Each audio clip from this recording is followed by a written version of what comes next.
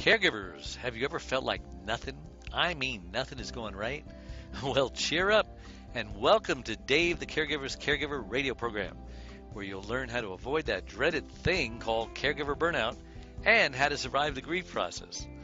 You know, with roughly 100 million caregivers in the US and Canada alone, that's about a third of the population. That means that everyone probably knows someone caring for a loved one. Join Dave and his guests now and every Wednesday at noon Pacific Time as they discuss avoiding caregiver burnout and surviving grief. So find a comfortable place to relax, kick up your feet, and prepare to feel better and to receive practical tips and tools that you can start using immediately to get you through today and every day so you can survive your tomorrows. But not just survive, but to live life fully and abundantly. Yes, you heard me right. That is a possible goal to achieve. And now, here's your host, Dave Nassaney. From Los Angeles to Big Alley, welcome to all my listeners out there in Radio Land. I'm Dave, the Caregiver's Caregiver, along with Adrienne Gruberg of the Caregiver Space, coming to you live globally through the Blog Talk Radio Network, as well as 7 or 8 other different video and audio platforms.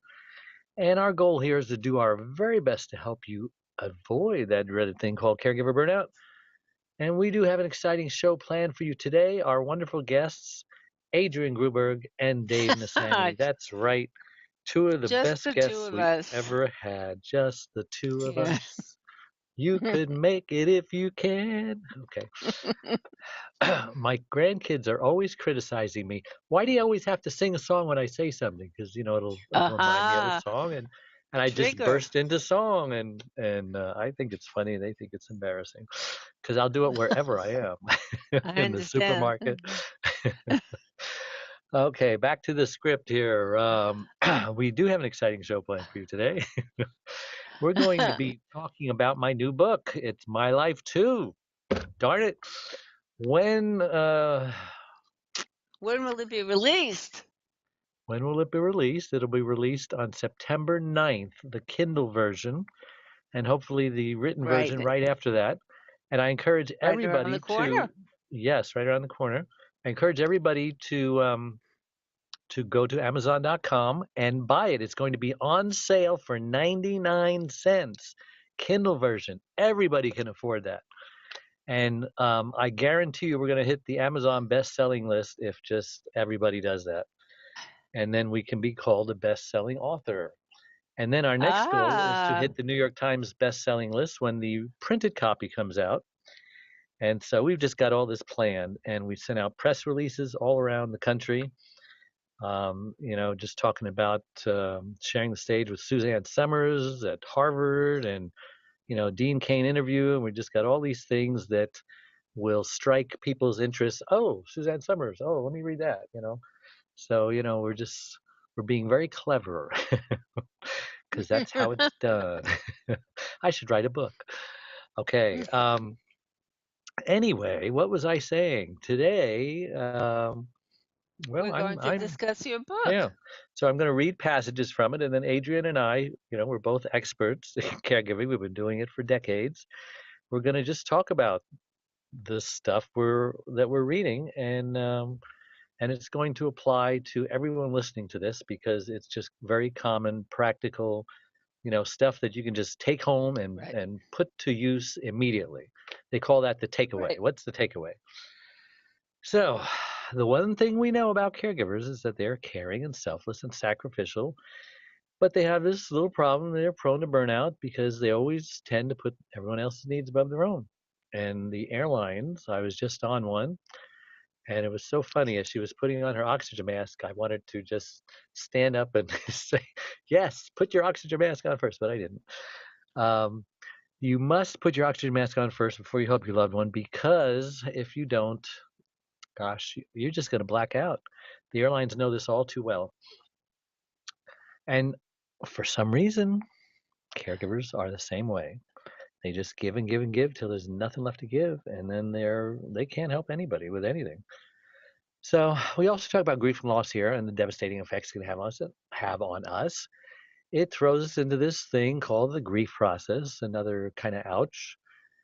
And, you know, there's only one way out of the grief process. You got to go through it. No shortcuts. And we're here to help you get through that grief.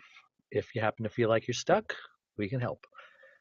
So I want to take this time to thank last week's guest, which was, who was last week's guest? It wasn't the Rivet Revolution. Well, that was the It week was my before. granddaughter. What's her name? Yes. Sage. What's her name? That's a sign of age when you can't remember your granddaughter's name, especially when you make up a pseudonym because you want to A keep her pseudonym. anonymous, because her mother is like paranoid about kids being on the internet and all that stuff. But enough of that. Just a reminder, you can hear that interview, all the interviews, this interview on our website, caregiverscaregiver.com. And when you go there, look for the uplifting interviews tab, and it'll show you a whole bunch of other places you can listen to them, like iTunes and YouTube, etc. And we're so excited. We were talking about my new book coming out September 9th, and it's called It's My Life Too, Reclaim Your Caregiver Sanity by Learning When to Say Yes and When to Say No. And I think that's enough of that. Big welcome to Adrienne, and thank you, Adrienne, for faithfully every week, almost every week, coming on this show. Almost. Almost. If it wasn't for those darn migraines, they're going to come up with a cure for that one day. One And, day. and then you'll be a happy camper. So we were going over the chapters of my book, and you kind of liked chapter 4. It says, say yes to quality care, say no to perfectionism. Because the theme of my book is, say yes, say no. Anyway, let me just read the first few paragraphs. I'll admit that I believe no one can take care of my wife, Charlene, as well as I can. We've been together for so many years now, before and after her stroke, and I love her beyond measure. I know what she likes. I know what she doesn't like. I understand that her words and facial expressions, what they mean, because she can't talk, of course. And I lost my place. Yes, I know what they mean. When we're together, I'm at peace knowing that she is getting the best possible care. Makes sense, huh? Same time, I also know when I am weary and when my own needs are sacrificed. I can become short tempered, yes, believe it or not, and impatient. Oh my gosh. I'm not as sympathetic to her feelings when that happens, and not because I no longer care, but because there are limits to what any human being can do for another. Sometimes my best care isn't as perfect as I'd like it to be, because I know that my ability to care for Charlene depends on, first, my ability to care for myself. I've learned that, quote, good enough is good enough. I'm not the only person in the world who can give Charlene proper care. Yes, I mean, I see myself as the quote unquote best caregiver, which may be a bit egotistical, I'll admit, but adequate care is acceptable care, if that's the only care that's available, even though it can be a bit of a struggle for the perfectionist inside of me. And I'll admit, I do have that perfectionist part of me well under control. Some people, it just controls their life, being a perfectionist. Quality care is not perfect care, but then again, perfectionism isn't obtainable. And quality care is more than adequate for your loved one when you need to be assured that your needs are met as well. Let's start by focusing on your loved one's needs. And then I go into different things. What are your loved one's legitimate needs? Because, you need to find out what are needs, what are wants. Then we talk about what can your loved one do for him or herself, because sometimes we just want to help them with everything and we're not doing them or ourselves any favors. And then the next section is say no to perfectionism, because we all kind of have that in us to one degree or another. And then I think that's about it. We go on and talk about, the medical needs. So what's your impressions of all of that, Adrienne? What just pops off the page Well, at you? for me, it's also that it's not just that we think that we're the only ones that can give them the best care. They think that we're the only ones that can give them the best care as well. The caree. And yeah, so there's That's true. there's a whole bunch of stuff that comes up there that that's another issue of guilt, which is, Oh you yeah, they're know, very good at dispensing guilt. I'm Yeah. not doing good enough, and you're doing as well as you can for that moment. That's good enough is good enough. Yeah. Sometimes, it you know, if somebody's having a really bad day and can't run all the errands and do all the do all the shopping and cook all the meals and make the beds and divvy up the pills. You got to do the things that have to be done before you can take care. You can always call out for food, you Yeah. know, if if Pizza. if it comes to that. There are things that you can delegate, and I I I learned that I was a perfectionist as well, and I Really? still am. Yeah, I still am. Where are you on the And scale of perfectionism? If 10 is being like, totally out of control and 0 is you have none, where do you fit before when you were a caregiver and now since you're not a caregiver anymore? I think I'm much better now. I think Give me as a some numbers. caregiver, I was so focused on being the one that was in control of the Really? situation. It's also a matter of control, Yeah. being a Self-control? control freak. Yeah. Yeah, and it's not just self-control, but control of the entire situation. You know, I was the only one that knew this, and I was the only one that knew that, and you know, that's true. I was closer to the person that I was caring for than anybody else was, and I did know all the little ticks, and I really knew what he was capable of doing versus what he expected me to do for him, and I wasn't doing him any favors. I took away some of his responsibilities. He just became more dependent on me, Mm. which fed, you know, my, I could control everything. What's that? Ah, that was Corey. Corey is in town. Well, So, good for him. yeah, Corey, Administrator? What does he do? yeah, Yeah. yeah, He's your right hand and person. Or it's a girl. she, She. Sorry, She, I always think of Corey as a man. Corey's living in Corey is living in Toronto and I'm in New York Oh. and we have a, you know, computer relationship. It's working just fine. It's amazing. As we do. That's also relinquishing control. Yeah, Yeah. not You are having getting her better. in my office under my thumb. I'm much better. I'm much better. Um, A lot of it is just since because we get older and we just don't have the time and the energy, no? Some of it is age, some of it is just getting tired and allowing yourself t to admit that you're tired, Yeah. and saying, "Oh, I've had enough for today." Just,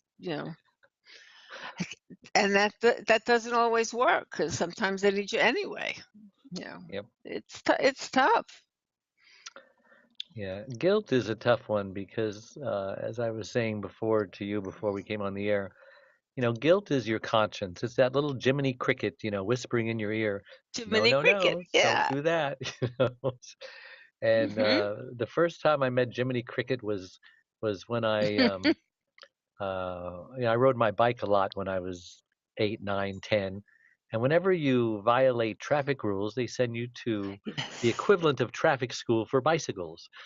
And I went to that class a lot, and I had to watch this Jiminy Cricket movie, about riding a bicycle and being safe and this and that. And I remember after my sixth time there, the lady who recognized me says, "Wow, they say that how you drive a bike is how you're going to drive a car, and that's a scary Oh thought god. because you've been here way too many times." And I said, "Oh," she was partly right. Anyway, that I mean, conscience. Go ahead. there's there's a sense of the sense of defiance feels very good when you're that young.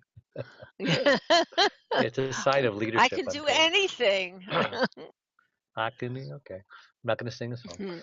No. Um, so as I was Guilt. saying, yes. So we hear that voice, and we guilt is a good thing. It can be a good thing. It's a necessary thing because our conscience is necessary. And I'm assuming that your conscience hasn't been destroyed by a bad experience, like if you lived your whole life being sexually abused by your father or mother or uncle or whatever. Okay, now you have a Right. damaged conscience. So I'm not talking about that, but a conscience that has been properly trained, right and wrong. And that's what's so sad about today. What's so bad about right and wrong and good and evil? Because it exists, and there's a segment of society that just wants to deny that that man has the potential of being evil. They just believe, oh, man is good. Man is we can. Well, I'm sorry. The Bible says that man is not good. Man is bad. You don't have to teach a kid um, not to lie. Uh, did I say that right? The natural tendency is for a child to misbehave, to say no. As soon as they hit 2 years old, what's the first thing comes out of their mouth? No, Mhm. no, I don't want, No. no, no, no, no. So you have to teach them uh, how to be nice, how to say please, how to say thank you, how to share, how to do all of the things that Yes. make us very nice people as we get older. But you can just tell who the spoiled brats were, whose parents never disciplined them because they're just children as adults, like this guy in North Korea. I mean, where were his parents Oh. disciplining him? He's like, oh my gosh, oh. Anyway, so he should have listened to his conscience more, but I think his conscience was damaged. So the first Aired. thing the first thing we should do is ask ourselves, okay, I'm feeling guilty. I hear this voice saying, shame on you for doing that. How dare you do that?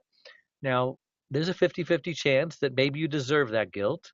And so you need to stop and ask yourself, do I deserve this guilt? And try to be as objective as possible. And some people can be objective, some people can't. Some people are so into themselves, so they need to ask a trusted advisor, a mentor, someone who they really confide in and say, hey, listen, here's what's happened. I did this, and people are telling me that I should be ashamed of myself. What do you think? And assuming you tell the story correctly, because there's always more than one side to the story. And if you can get a consensus that you don't deserve this guilt, that it is just someone trying to make you feel guilty for whatever reason, and we told you before that mothers, especially Jewish mothers, but we're not picking on the Jews here, but mothers in general are very good at dispensing guilt. And I remember that TV series Sanford and Son, where uh, the father, Red Fox, he would always make his son Lamont feel guilty when he wanted Lamont to do something and Lamont wouldn't do it. He says, "Oh, Elizabeth, I'm coming Yeah, for you, I'm honey." coming. He says, "Oh, Dad," and he'd always end up making him feel guilty. Well, I'm not going to be here for long. And I heard a great story one time. I'm sorry I'm monopolizing the conversation here, but um, It's okay. Go I think ahead. it It's was Dr. working. Laura. You remember Dr. Laura Schlesinger? Nice Jewish girl. Yes. And she, I just remember this story that she gets letters all the time. And I loved when she shared her letters because they were so insightful. She goes, I used to always be critical of my husband because he would clip his toenails and they would, I'd have to pick them up off the bathroom floor. I said, and it just disgusted me. And I yelled at him all the time and it didn't do any good. Well, he passed away. And you know what? I would give anything to see toenail clippings on the floor again. And it was just such a touching story. It's like, what are you criticizing your spouse about? I mean, usually it's the very thing that attracted you to him becomes the very thing that irritates you about him. And it's amazing how that circle goes around. If he's so generous, you say, I love that he's so generous. And then, you know, 20 years later is like, he's giving all the money away, and he gives all his time to other people. I never even see him anymore. So it's like, his generosity becomes an issue. So the other side of that story is that if you are responsible for what you should be feeling guilty about, then fix it. As I say in my book, turn yourself into the police, say you're sorry, whatever it takes, write an apology letter, just fix it, and then throw the guilt away. And the first time, if you're not guilty, just throw the guilt away. People have to get used to throwing guilt away. And I liken it to a disposable diaper. The poop comes out, you just fold it up, you throw it away. You don't just keep that diaper on, or it just cooks that baby's bottom and becomes very painful. And there's people out there who have a lifetime worth of guilt. They just feel guilty like all their life. And that's like keeping a diaper on all your life. Can you imagine? I can't imagine. Well, I can. it's time for a break. And on that diaper note, we're going to take a break. So don't go away. Okay. We'll be right back. One Arm, One Leg, 100 Words, Overcoming Unbelievable Hardships is about Charlene, a stroke survivor. Back in 1996, Charlene was a healthy, normal, very active 52-year-old woman whose amazing talents resembled that of both a Martha Stewart and a Wonder Woman. But all that changed when she suffered a massive stroke that left her severely speech impaired and paralyzed on the right side. Who am I? My name is David.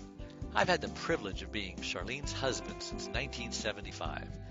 We had a wonderful fairy tale storybook-like courtship that culminated in our marriage a year later. Charlene had just come out of a marriage where after 10 years, she received 2 black eyes and a broken nose by her former husband when he came home high on speed.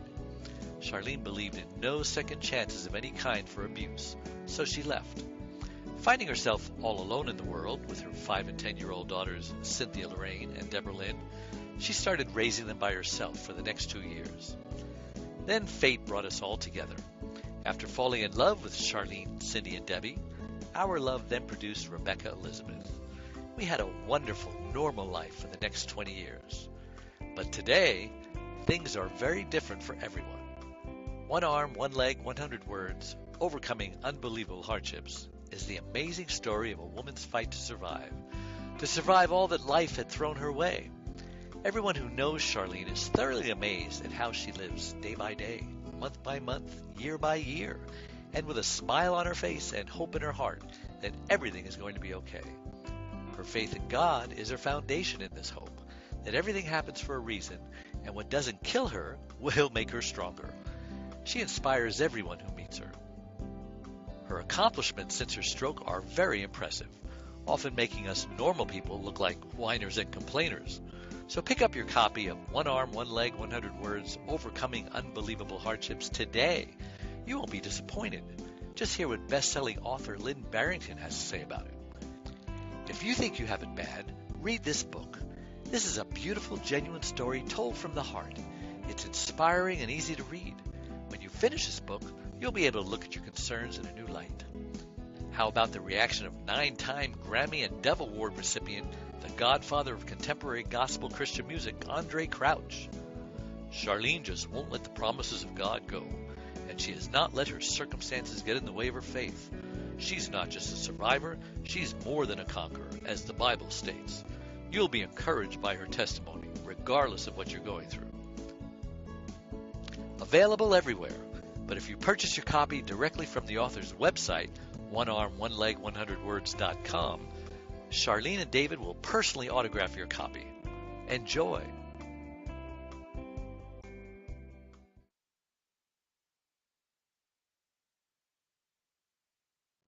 And we're back with Adrienne and Dave, and we're talking about our book. And I can't wait to get my new book trailer because I'm getting tired of watching that thing over and over and over again. And I'm going to get some other ones too and mix them up so that for the poor people who have to watch and listen to the show every single week, it's more of a variety. I have a gas station and I have commercials on that I did myself because I do voiceovers. So there's like 16 commercials, and I do an impersonation of like a French person, bonjour, and then I took the Italian, buongiorno, and then the the Jamaican guy, hey man, be happy. All these things.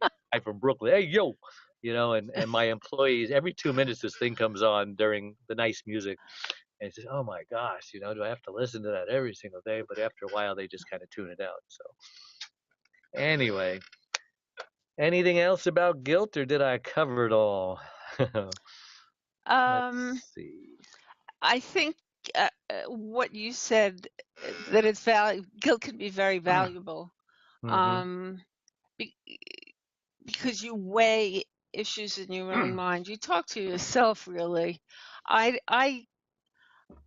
mean, yes, there are times that I've talked to other people. Well, what do you think about this? But usually, it's just a matter of my sitting with something for a while and seeing how I feel about it, and learning to be a better judge of myself and a fair judge, instead of Processing. just yeah Yeah. to make my life a little bit easier than Yeah, putting we don't myself always. down for something that I did. Yeah, we don't always have to I go could to forgive somebody myself. else. We can handle the small things, and after a while, but if something unusual and difficult comes along, then you can, bring somebody else in. But most of the time I can handle these myself. I'll just sit down and say, Sure. okay, now Lord, now wait a minute, let me think about this. Just get away somewhere, away Mhm. from the situation that's causing the guilt, and just go outside. I have a one beautiful backyard. I can lay in my hammock and turn on the waterfall, and have palm trees all around me, and it's like I'm in Hawaii. And it's just a good place to That's think not and so meditate. bad. No, not so bad after all. So let me read a little more about here, about how we sometimes do too much for our loved one. Most Mhm. caregivers burn out because of their giving, self-sacrificial, and compassionate natures. However, we may be tempted to do more than our loved ones actually need, or intervene when it would be best for them to learn how to care for themselves. There's a novel idea, huh? Without realizing it, we may impede our loved one's progress by being overly protective. And when that happens, this is me now, we're really taking care of our needs to control, or our needs to just be that savior to save the world, instead of thinking of the other person. It's like, so we're spoiling them. So if you always help your loved one do the things that they find difficult to do, instead of encouraging them to try harder, it can make them more dependent than necessary, which means it takes away your freedom. You may discourage the extra efforts of doing it themselves, robbing them of a sense of self mastery and confidence, right? Everybody loves to be independent, right? And when our independence is taken away from us, we feel like less of a person. We feel like we're a burden for those. And you want to encourage that as much as you can. I know some people can't uh, completely be independent, but they can be somewhat independent. There are just many different levels of independence. After my wife's stroke, Charlene's mother came to live with us to help us out with the caregiving responsibilities. Her mother was a very good caregiver, with a great deal of experience taking care of both her parents and her mother in law as they became sicker with the onset of age. However, there are different types of caregiving styles that may not be appropriate to your loved one's needs. Her mother was one type and I was another. Her mother would often get things for Charlene if she was struggling to get them, especially if it was not occupational therapy time, or if Charlene was not particularly in the mood for any therapy. I was told by an occupational therapist that the best kind of caregiving is where you help the patient to learn to do for themselves, as opposed to always coming to their rescue when they're struggling for something. And it's hard for a caregiver to do that when you see someone struggling. You just want to ease their pain, either ease their struggle. In essence, I believe that occupational therapy should happen not only when scheduled, but when any suitable opportunity arises, day or night. Charlene's mother often grabbed something for her that she was struggling to reach in the cupboard, whereas I would say something like, come on, you can do it. Stretch a little more. You can reach it. You're almost there. Step on your toes. I could tell that at times Charlene did not appreciate my, quote, encouragement, as it would have been easier in the moment for me to just give her what she needed, like her mom would. Charlene was grateful for the extra help that she got from her mother, while I usually got the dirty looks from both of them, especially when she wasn't particularly in the mood. But in the long run, it helped her to become the very independent person she is today, and me have the freedoms that I have today. I mean, I go on seminars probably once a quarter for like 3 or 4 days, and I offer to have someone stay with her. She goes, "No, I can do it." So she's very independent, and she can stay by herself 4 days very easily, and is very happy and content doing so. So I am just one lucky dog. So anything you want to say about that?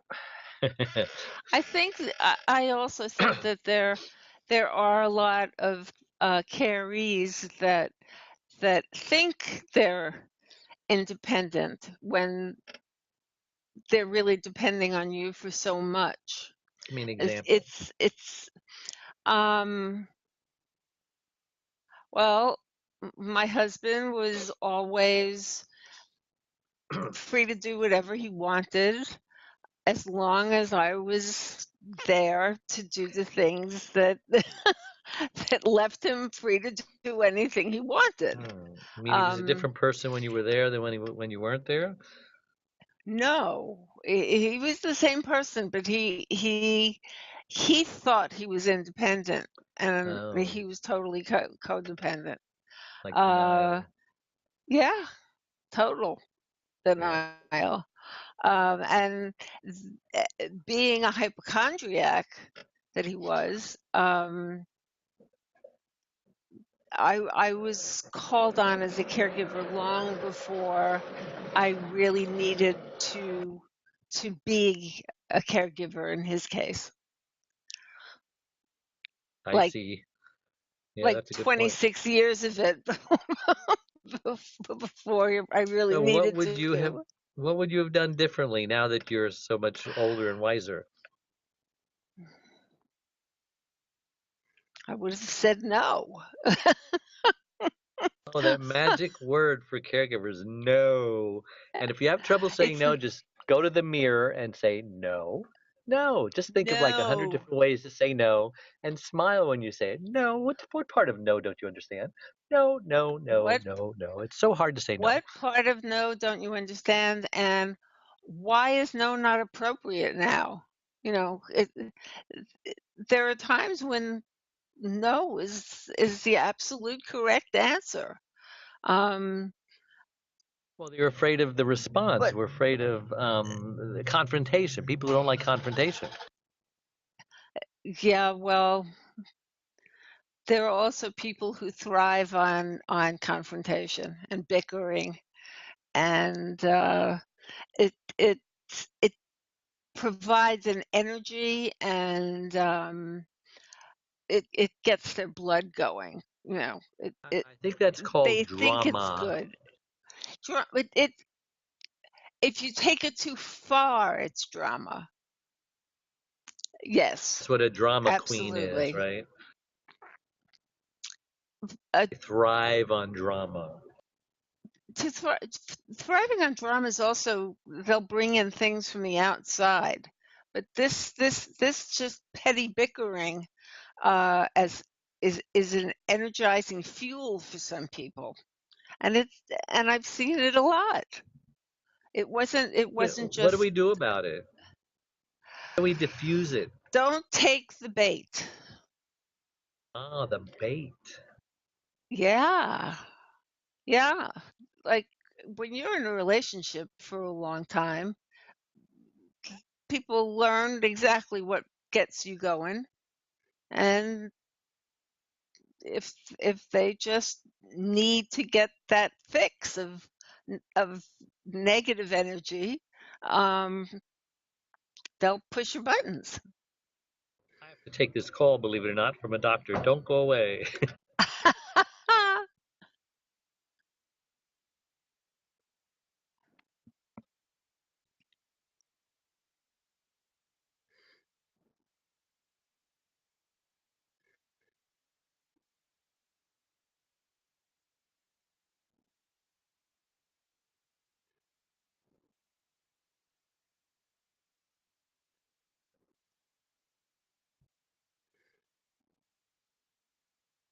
Okay, I'm back. Good Doctors, news. prescriptions. The pharmacy always blames the doctor. Doctor always blames the pharmacy, and Right. someone's lying, but no one will tell you who's lying. So, did you finish that thought, or you want to keep going? I finished that thought basically, Okay. yeah. Yeah. Well, now let me read on because the plot thickens here. Say no to perfectionism. Now, there's a word that caregivers love to be in denial about. Let's say, I don't know. I talk with caregivers all the time, and there is one indicator that allows me to predict whether or not they will, with near certainty, become a burnout casualty, like a litmus test. The more of a perfectionist a person is, the more likely burnout will occur. That makes sense, right? That might surprise you, but I've seen time and time again how perfectionists unwittingly make decisions that set them up for stress related illnesses, emotional overwhelm, and a joyless life. Perfectionists are never satisfied. Since no one is perfect, it's impossible to satisfy a perfectionist. And I know a few of them. Not even themselves. They can't satisfy themselves. I've met so many caregivers who are ruthless to themselves, never feeling like what they've done is enough. A heavy cloud of failure, self criticism, and dissatisfaction hangs over their heads. I promise you, if you hold yourself to a perfectionist standard, you will, sooner or later, be burned to a crisp. Will your loved one do everything as well as you could? Perhaps, but probably not. Will they be as quick as you might be? No, it's doubtful.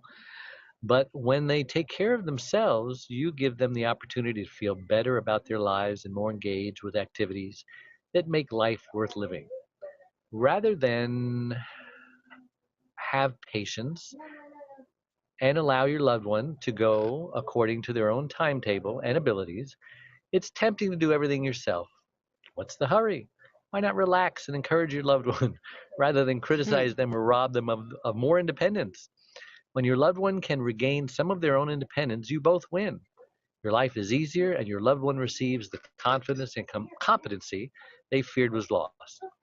The stress and confusion this causes can really hamper your effectiveness to be a great caregiver, especially if you're the type of person who is easily offended, is overly sensitive, is anxious to please people, finds confrontation difficult, is easily taken advantage of, is too passively introverted, or already has a weak self image of themselves. Now, surely you must fit into one of those categories, or all. In essence, caregiving is not for wimps or weaklings. You must be strong, have thick skin, be assertive and confident in your caregiving role while realizing the importance of taking care of yourself first. Now that was there's a lot of meat in that paragraph. Go ahead. There's a lot of meat in that paragraph.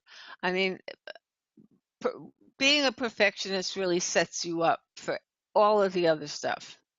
Not Failure. not for failure, for guilt that you didn't do it well enough. It's not up to my standards, and not being able to ask anyone for help because no one else can possibly do it as well as I can. So you lose you lose a lot of people when you're a perfectionist as well. If you're the only one that can take care of someone in your mind, then the people who want to be there for you can't be there for you. Yeah, I mean, I wouldn't And want to be helping a perfectionist because I would be so afraid that I did something wrong. I'd be yelled at, and then, I could screw something up because nobody wants to be around a perfectionist, period. it's true. Um, it's a very unpleasant setup, and that's what it is. It's a setup. You're going to I be agree. isolated. You're going to be Yeah. alone, and then you have every right to complain. Well, I get no help. That's the biggest thing that people You complain have about. no I have right to no help. complain. My brothers, my sisters, all my friends have abandoned me. Well, gee, I wonder why. Because you're so negative, and you're so complaining. Maybe they just don't want to be around that attitude. Now, not everybody. Don't write letters. Right. Not everybody, because there are plenty of siblings that I just Just saw, irresponsible. Yes. yeah, that if there were 2 children or 3 children and there's one daughter, the daughter is usually ends up being the caregiver for the parents. I mean, that's statistically accurate. Um, in many cases, they they've always had lousy relationships with their siblings, but they don't know how to try and remedy it to bring the siblings in to help. They may have a lousy relationship with their siblings, but their siblings may be perfectly capable of helping to take care of the parent. So there's got to be some compromise in there, and you've got to be able to have a dialogue with your relatives and friends and ask. You have to ask, and if you ask, you're surrendering that perfectionism because Yep. somebody else might not do it as well as you're doing it, but they might just do it that way. And They on that might just note, be better. yes, yes, yes. And on that note, we're going to take another break and we'll be right back. So don't go away. Anytime we suffer loss, we grieve. And a lot of people don't realize what even the grief process is. But it could be 5 to 7 steps ranging from denial, I don't believe this is happening, anger, oh my gosh, I'm so upset this is happening, to a form of bargaining, how can I get out of this, to depression, which is a very serious thing because that often leads to suicide. And then finally, after you realize you have no more control over your situation and you're totally okay with the new normal that it brings, that wonderful, wonderful place called acceptance.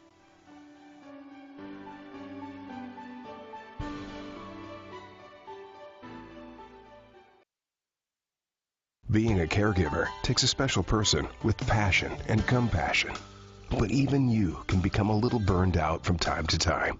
The Caregiver's Caregiver radio show was developed to help you overcome obstacles, adversity, and burnout, as well as just having a place to rest, relax, and recharge your batteries. We've all been there, and you're not alone. Now, you can take the Caregiver's Caregiver with you.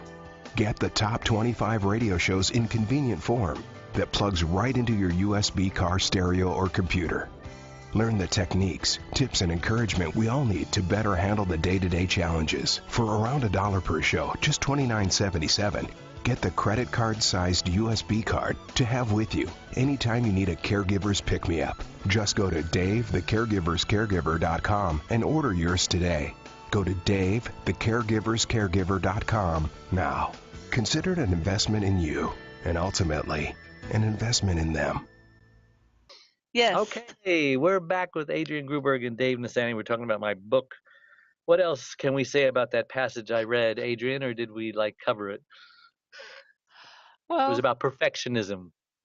I know it was about perfectionism, Just so and much you can say about it. I think that it's at the root of a lot of the other issues. So Yeah, you know, perfectionist. I got perfectionists in my own family, and every issue that we have with them. I mean, we just came back from Washington, with one of the kids, and there's some perfectionists living up there.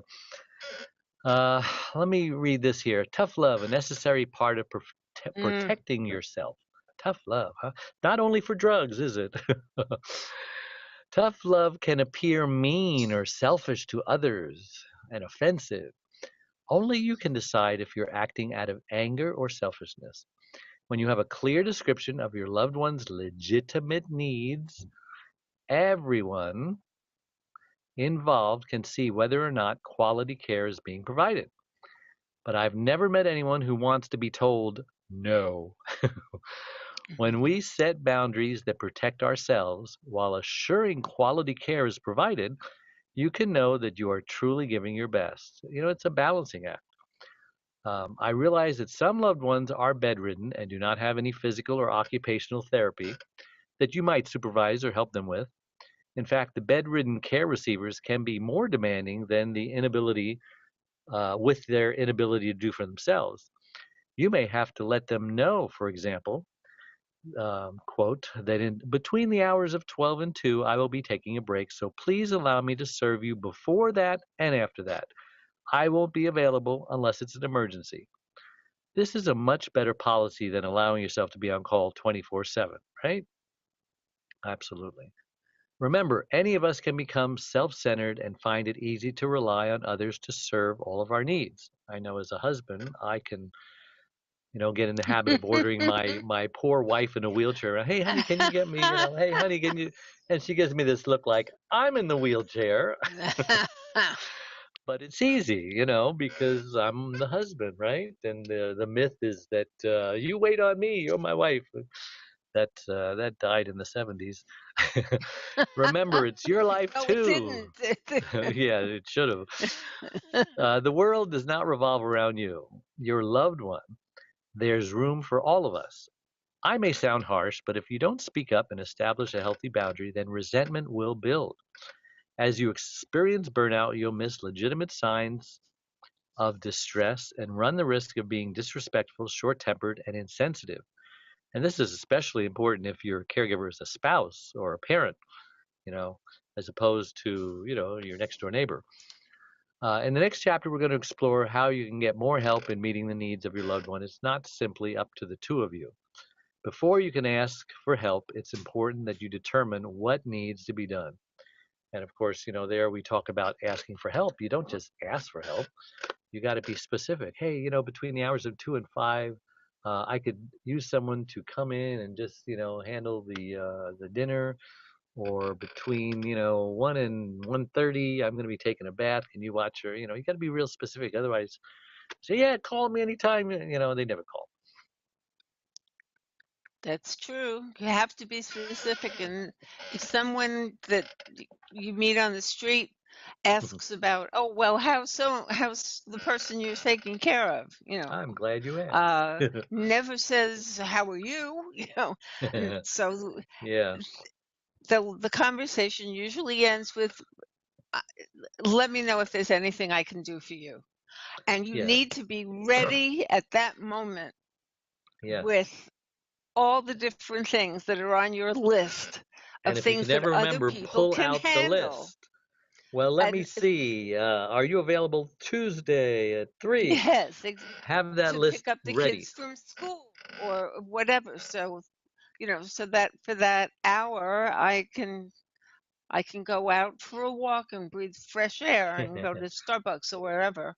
That would be heaven for a caregiver, just to have a 30-minute walk or a 1 hour, sit down at Starbucks. I mean, it would like they died and went to heaven. That's how much an hour means to a caregiver, and everybody knows one.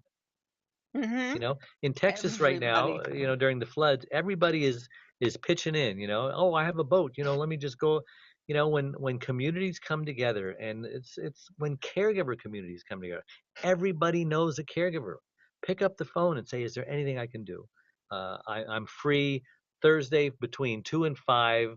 I have this free time. I want to devote it to you. God, that would be like $1 million to a caregiver, but we never think of it.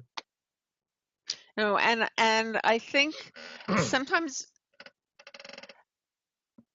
it takes a while to know that you need to set boundaries.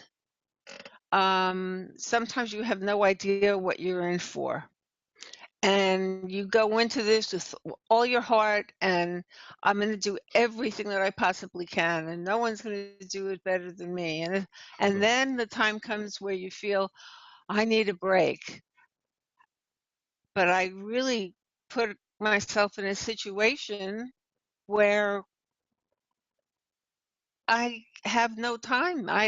I'm somebody that hasn't set any boundaries. It's all about them. Everything is about them because of me. Because of me. Some people let that happen to themselves, and those are the people that really need to learn to set boundaries. And it's not the caree's fault because they don't know that there's a No. boundary. You never set the boundary, so of course they're going to go over it. And Now, it's so, not easy always to set no, boundaries with these people. no. And usually Uh, you should wait until they cross a line that you think should not be crossed. Then you say, you know what, you did this. I don't like that. I Next don't time, like would you that. please? Yeah, I don't like that. That makes me feel very disrespected, or whatever the word you want to It use. work. Yeah. It it doesn't shame them Yeah. necessarily, but Like it the first offense is free. You get a freebie because you a don't lot. really know. I like that better than someone coming in, like you're in the army and the drill sergeant. Okay, now here's the rules. Boom, boom, boom, boom, boom. It's like, oh my Right. God, it's like, no, wait and feel, because they may not even have an issue with what you have a boundary with. You you have to wait for someone to be able to hear you. Yeah. Then And you can give them an example. when Remember you know yesterday you that did this? person, we're talking about family caregivers here. Hmm. Yes, there are professional caregivers who suffer from burnout as well. There's no question about that. But when it comes to family caregivers, you know the person that you're caring for, and you know what they're capable of, and you know what they're capable of, good and bad. And You you have a know, relationship that you don't necessarily want to destroy. You got to live with them right? for the rest of their lives. So you need to be aware of when they'll hear you. And you, Yeah. as somebody in your family, you're usually very well attuned to that. You Yep. just have to Hmm. listen, you know, and wait for it. Yep. Take advantage of it when it happens. It's that old thing. Wait for it. Wait for it. Wait for it. Okay. That goes on sometimes for days. That's Well, funny. Wait for it. I like that. well, I don't know. Did we Yeah. run out of time yet? It's hard to tell because of all of I the. don't know. It's well. I think Well, it's time to wrap it up I unless we have something else to say. I just think that all of the topics that we've covered and the topics that you have in the chapters of your book, um, they're issues that family caregivers really can sink their teeth into, and Yeah.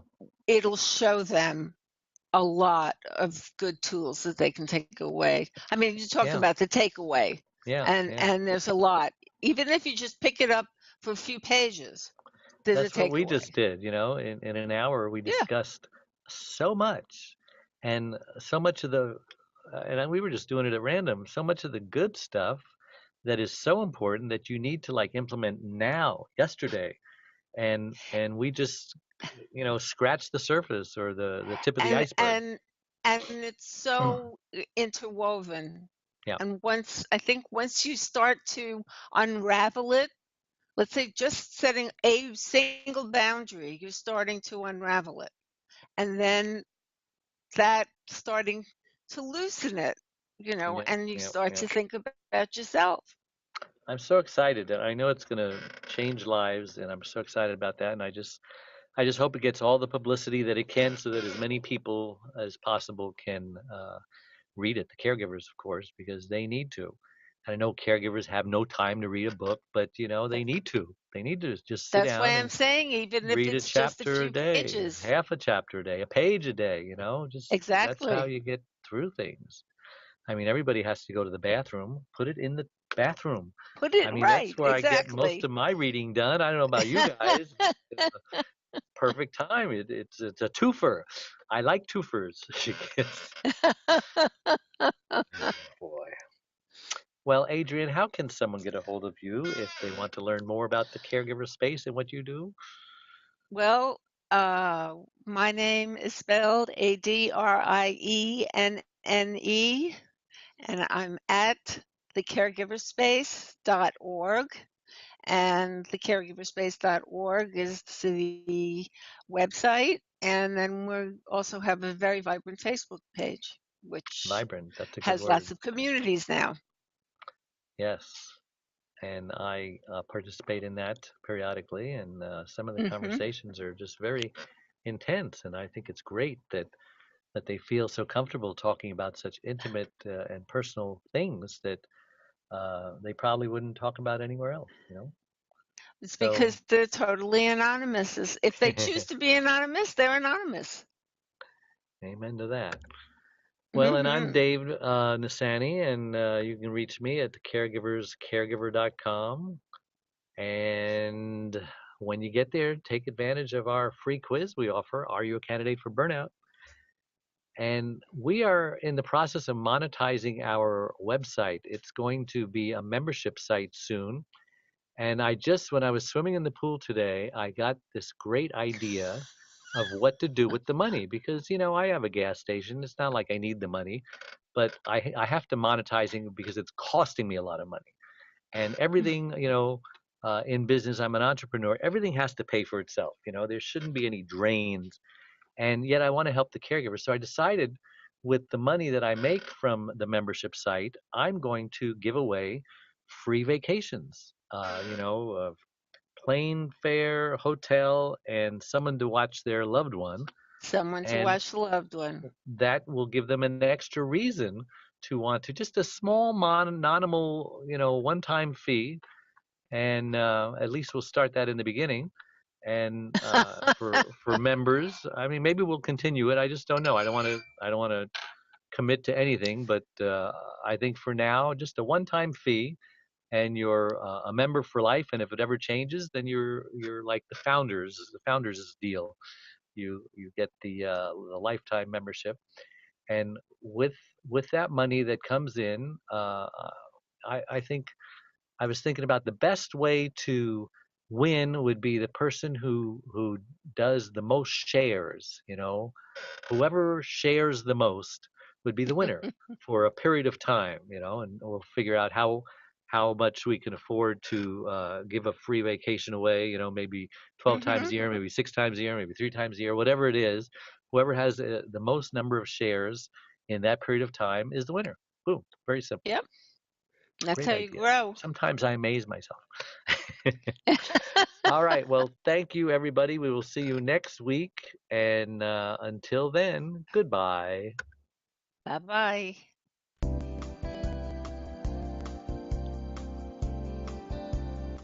Thank you for joining Dave, the Caregiver's Caregiver radio show. Make sure you tune in every Wednesday at noon Pacific Time and anytime afterwards on podcast to catch more of Dave and his tips to caregivers on avoiding burnout and surviving the grief process right here on the Worldwide Block Talk Radio Network. Goodbye.